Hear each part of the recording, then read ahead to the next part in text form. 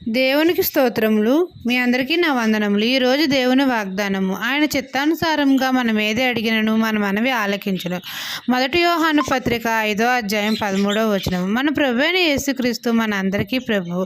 ఆయన చిత్తానుసారంగా మనం ఏది అడిగినను తండ్రి మన మనవి ఆలకించును.